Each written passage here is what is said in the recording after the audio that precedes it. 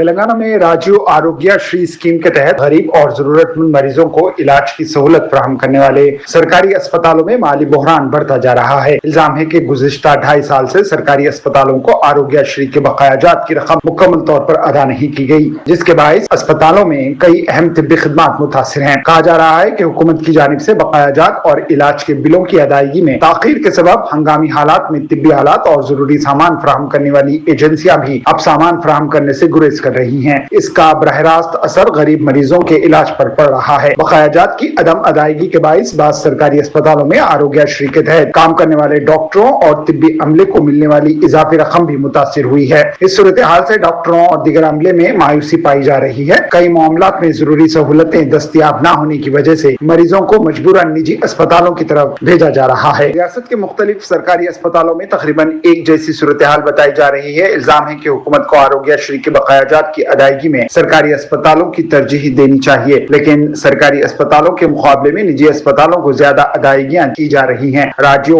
آروگیہ شری scheme کا مقصد غریب خاندانوں کو سرکاری اور نجی اسپتالوں میں مفت یا کم خرچ میں علاج کی سہولت فراہم کرنا ہے۔ متحدہ آندھرا پردیش میں سابق وزیر اعلیٰ وائی ایس راجشیکھر ریڈی کی حکومت نے یہ اسکیم شروع کی تھی۔ تلنگانہ ریاست کے قیام کے بعد سابق وزیر اعلیٰ کے چندر شیکھر راؤ کی حکومت نے بھی اسے جاری رکھا، لیکن اب الزام لگایا جا رہا ہے کہ موجودہ حکومت کے دور میں خاص طور پر سرکاری اسپتالوں میں آروگیہ شری اسکیم کے نفاذ کو شدید مشکلات کا سامنا ہے۔ حیدرآباد کے گاندھی اسپتال سے لے کر مختلف اضلاع کے سرکاری اسپتالوں تک آروگیہ شری کے تحت ملنے والی رقم کے بقایا جات کی شکایت سامنے آ رہی ہیں۔ اطلاعات کے مطابق گاندھی اسپتال، تدریسی اسپتالوں، MNJ کینسر اسپتال اور مختلف ضلع اسپتالوں سمیت سرکاری اسپتالوں کے تقریباً 750 کروڑ روپے تک کے بقایا جات حکومت پر واجب الادا بتائے جا رہے ہیں۔ مثال کے طور پر کریم نگر کے ضلع اسپتال کو آروگیہ شری کے تحت تقریباً 4 کروڑ سے 6 کروڑ روپے سے زائد کی رقم ملنا باقی بتائی جا رہی ہے۔ اس اسپتال میں روزانہ تقریباً 2000 مریض بیرونی مریضوں کی حیثیت سے علاج کے لیے پہنچتے ہیں، جبکہ تقریباً 450 مریض داخل ہو کر علاج کرواتے ہیں۔ اسی طرح ریاست کے مختلف اضلاع کے سرکاری اسپتالوں کو آروگیہ شری کے تحت تقریباً 4 کروڑ سے 14 کروڑ روپے تک کے بقایا جات ہونے کا دعویٰ کیا جا رہا ہے۔ بڑے سرکاری اسپتالوں کی بات کریں تو گاندھی اسپتال کے تقریباً 70 کروڑ روپے، عثمانیہ اسپتال کے تقریباً 80 کروڑ روپے، جبکہ ورنگل کے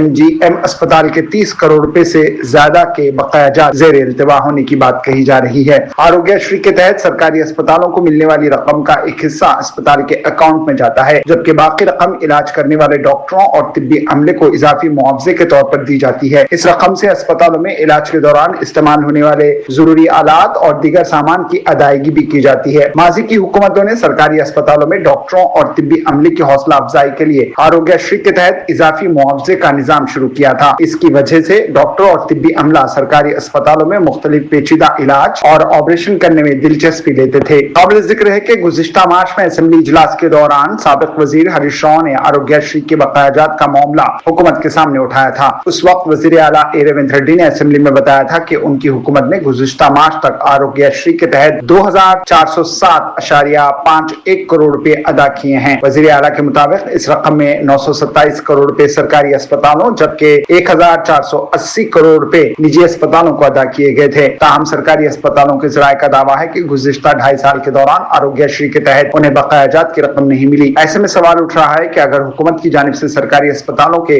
927 کروڑ روپے ادا کیے گئے ہیں تو یہ رقم کن اسپتالوں کو اور کس مدد میں دے دی گئی؟ سرکاری اسپتالوں پر عوام کا اعتماد بڑی حد تک اس بات پر قائم ہے کہ یہاں انہیں کم خرچ یا مفت میں بہتر علاج کی سہولت مل سکے گی۔ آروگیہ شری کے تحت علاج کی سہولتیں مسلسل متاثر ہوتی رہیں تو مستقبل میں سرکاری اسپتالوں سے عوام کا اعتماد کم ہونے کا خدشہ بھی ظاہر کیا جا رہا ہے۔ مزید خبروں کے لیے ہمارے چینل منصف نیوز 24/7 کو دیکھتے رہیے۔ اگر ویڈیو اچھی لگی تو لائک کریں، شیئر کریں اور چینل کو سبسکرائب کریں۔